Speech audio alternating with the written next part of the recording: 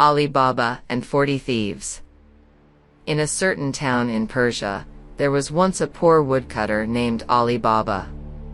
Every day he would chop firewood in the hills, load it onto his donkey, and bring it back into town to sell. One afternoon Ali Baba was hard at work felling a tree on a new hill when he heard a large number of horses approaching at full gallop. They seemed to be coming straight towards him. Hurriedly he shinned up a tall tree to see what it was.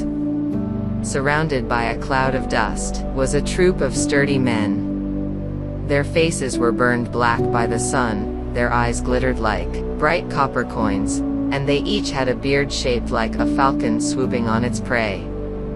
Certainly, they were no ordinary travelers. They must be a band of desert marauders.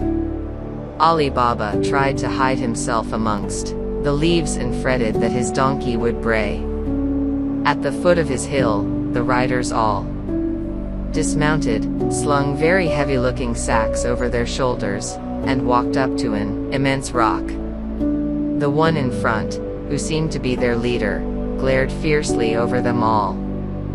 Then he turned to face the rock, drew himself up, and yelled in a loud, gruff voice, "Open, sesame!"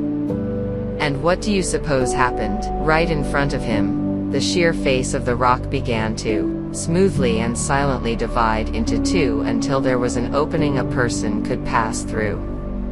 Into this, the robbers disappeared one by one, but soon they re-emerged empty-handed. They'd left their loot inside. Once again the leader turned and gravely commanded, "Close, sesame!"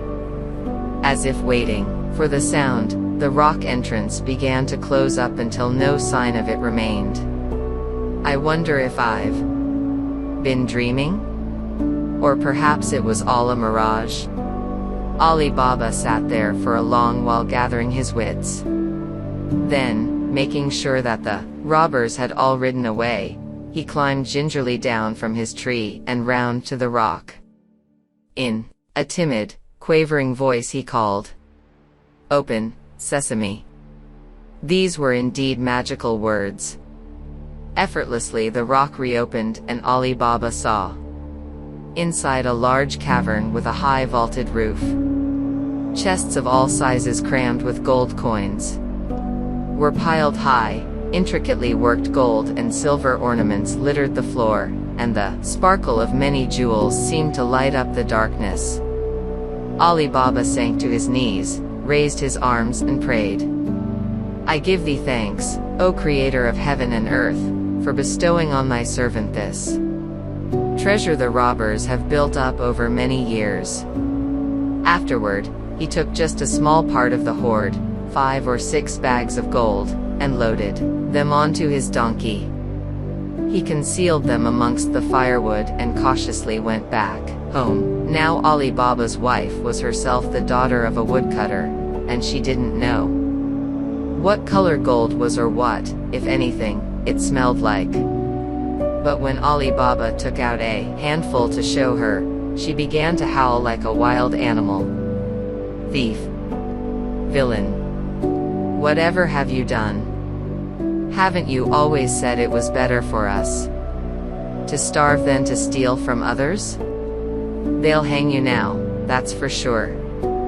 "Calm down, woman," Ali Baba said and told her all that had happened that day. Then, although his wife was still upset, he sent her to his brother Qasim's house nearby to borrow some scales. This Qasim was a real tightwad, and he listened suspiciously when his wife told him of his sister-in-law's request. What, lend him my scales? When he can barely afford feed for his donkey day by day. She says it's just to weigh beans, but I know what we can do, and Qasim's wife secretly smeared grease on the bottom of the pans before she took them out to Ali Baba's wife. In this way, they hoped some of whatever had been weighed would be stuck there when the scales were returned. When the pair examined them after they had been brought back, imagine their surprise. Instead of beans, what did they find but a gold piece? Qasim immediately hurried off to his brother's house and began bellowing. "You miserable thief! Where did you steal this from? If you don't tell me right away, I'll drag you before the magistrates myself." "Quiet down, Qasim.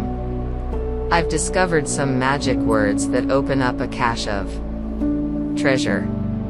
Here, take half these gold coins. They'll do for now. But where's the rest hidden? And what are the magic words?"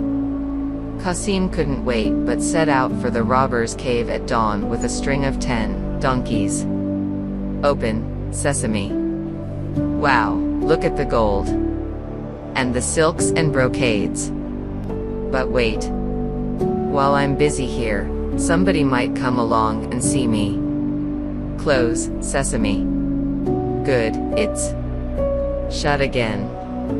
Wildly, Qasim ran around poking into everything and gathering together more than he could take away with him. But when he was ready to leave, suddenly the magic words wouldn't come to him. "Open, wheat. No, that's wrong. Open, barley. That's not it either. Open, millet. Damn. Open, peas. Open, rice." He tried other words one after the other as they occurred to him, but the rock wouldn't budge. He had become frantic when unexpectedly it opened and the band of robbers burst in. "Qasim's my name. I'm not here to steal any of your hard-won treasure, you know.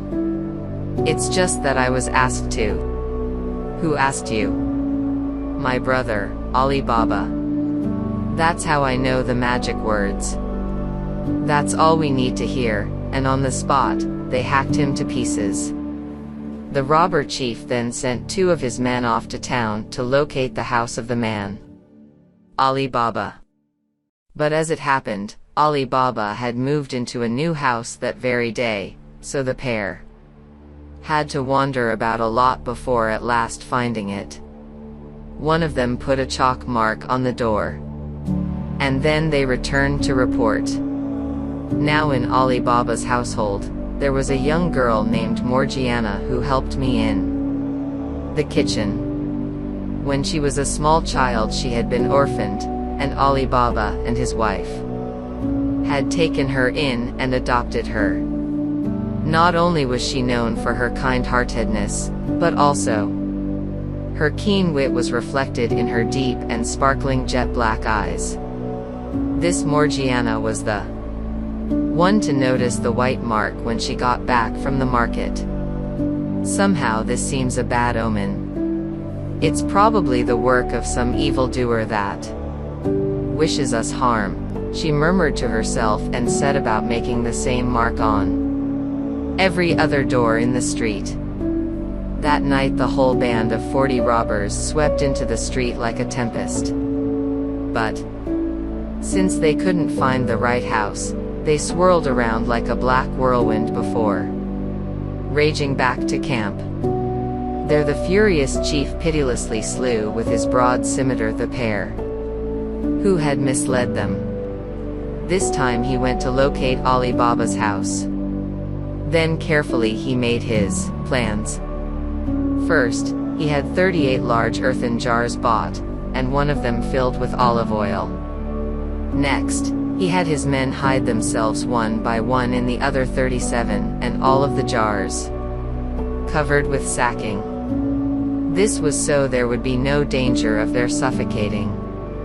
Finally, the jars were loaded 2 at a time onto horses, and with himself posing as an oil merchant, the robber chief set out on foot leading the train. As they arrived at the house the sun was setting, and the chief addressed Ali Baba coming from his prayers. "Master, I am a stranger in your town with nowhere to stay.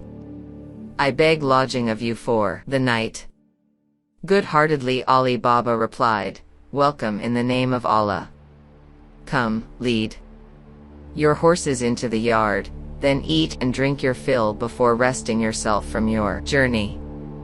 When he had been shown in, the long Arabian-style feast began. Morgiana, meanwhile, was busy preparing the food and washing dishes in the kitchen. All at once her lamp started to flicker as the oil in it got low. "What'll I do?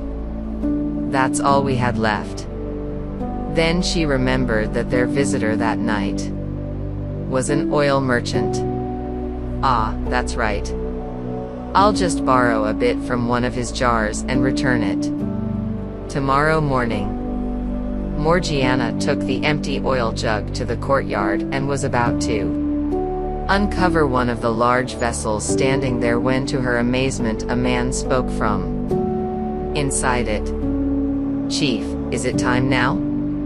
The young girl was terrified, but quick-wittedly answered in a deep voice, "No, not yet." Fortunately, there was only a thin crescent moon that night. Where the jars stood, beside an earthen wall, it was pitch black. Stealthily, Morgiana went around to each jar and discovered that only one contained any oil, all the others had men hidden inside. After going back to the kitchen and lighting the lamp, she racked her brains thinking what to do. "If I make a fuss, that assassin pretending to be a merchant will escape. Ah, I've got it." Silently she carried all the oil into the kitchen and heated it in a huge cauldron till it boiled. Next, she put some into a bucket, carried it outside, and then one after the other poured the boiling oil into each of the big jars.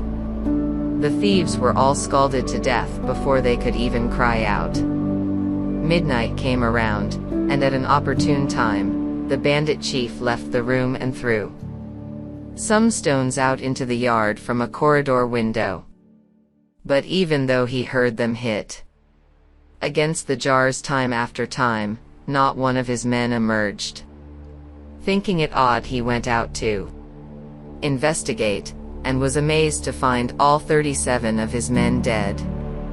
Though he was staggered, he decided there was nothing left now but to take revenge on Ali Baba's family himself, so calmly he went back to the feast. Ali Baba, of course, knew none of all this and continued to shower his guest with hospitality.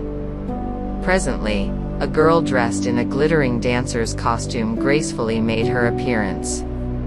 She bowed to the guest of honor and began to dance to the beat of a servant's drum. With her body erect and her chest out, slowly and rhythmically she advanced to the center of the room. Across her forehead was a band of gold coins, round her neck a necklace of amber, about her waist a sash of brightest scarlet, and the tiny bells fastened to her slender wrists and ankles tinkled continuously. Yes, it was Morgiana. Even Ali Baba held his breath as he watched her beautiful, gazelle-like movements. Gradually, the throb of the drum picked up speed, as Morgiana danced left and right, flitting like a butterfly and then gliding like a bird. After a while, she paused momentarily and lightly unsheathed the dagger in her sash. Now she began a sword dance, at times swaying gracefully to and fro with it, and at others brandishing it in a frenzy. Her eloquence was such as the princes of Ethiopia and the nobles of Greece have never seen. All watched entranced as she danced up to the guest. The drum was beaten even more wildly, and at the height of its fury, Morgiana fixed her pearly black eyes piercingly on the merchant. Then, in a flash, she plunged her dagger up to the hilt into the brigand's sturdy chest. "Morgiana, what have you done? Look, father." She ripped off the oil merchant's disguise, unmasking the robber, and revealed the cutlass hidden in his clothing. Ali Baba took her hands in his and fell to praising her cleverness and courage. From this day on we will think of you as our guardian angel. All the riches in the cave are yours. Although your youth will gradually fade, your wisdom should grow. Use these things well and you'll be the glory of Persia and respected everywhere. Then they all sat down again to their feast of celebrating and rejoicing.